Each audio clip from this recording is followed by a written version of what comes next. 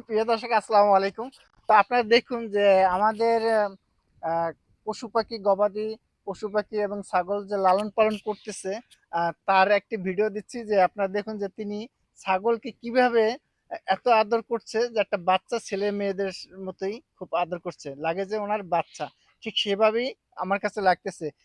ভাই, এই যে ছাগল পালেন, আপনি যে কোলে নিচ্ছেন, এতে মানে মানুষের কাছে শুনি যে জীবনও থাকে, এটা ওটা থাকে, কিন্তু আপনি যে একদম না কোলে না, নিয়ে এরে আছে। এরে কোনো জীবাণু থেকে সবসময় মুক্ত রাখি। এরে সারাদিন মাঠে ঘাস খায়। ঘাস খাওয়ার পরে যখন দুপুরের বেলা বাসায় আসে, তখন তারে গোসল করাই। শ্যাম্পু দিয়া, কোনো দিন সাবান দিয়ে গোসল করাই। তারপর গোসল করাইয়া, এবং আমি যে রুমে থাকি, আমরা হয়তো মধ্যবিত্ত লোক, কিন্তু আমরা বড় লোক না, মোটামুটি কায়দায় আছি। তাছাড়া আমি যে রুমে ঘুমাই, ওদেরকে সেই রুমেই রাখি। তো আমি ওদেরকে খুব ভালোবাসি। জি।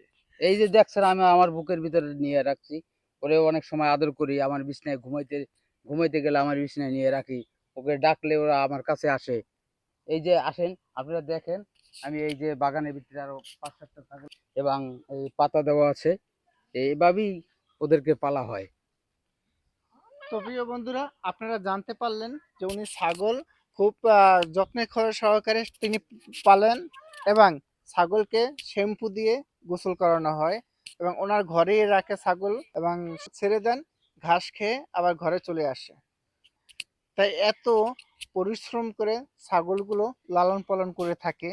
একমাত্র কোরবানির হাট আসলেই তারা বিক্রি করতে যায়, কিন্তু বিক্রি করতে করার কারণে কিন্তু তারা কিন্তু সেই আহ, গরু ছাগলের সে ন্যায্য মূল্যটা তারা পাচ্ছে না। তারা যেন পায়। আমি বন্ধুদেরকে বলবো, যারাই ছাগল ক্রয় করেন বা গরু ছাগল ক্রয় করেন, তারা যেন একটু হলেও বেশি দাম দিয়ে ছাগলটা কিনে নেন। কারণ কৃষক বাঁচলে কিন্তু আমরা বাঁচবো। কৃষকরা লালন পালন করে দেখেই কিন্তু আমরা এই গরুর মাংস খেতে পারছি, ছাগলের মাংস খেতে পারছি, পশু পাখি খেতে পারছি। আর যদি না করতেন তাহলে কিন্তু আমরা খেতে পারতাম না। তো আগে আমাদের মূল লক্ষ্য থাকবো যে কৃষক বাঁচুক, তাহলেই আমরা শহরে বলে শহরে বসে আমরা টাকা দিয়ে কিনে খেতে পারবো। কৃষক বাঁচলে বাঁচবে দেশ। তো আমি এই বলে বিদায় নিচ্ছি। আমি নাসির খান, পটুয়াখালী, গলাচিপা, পাতাবুন্যা থেকে।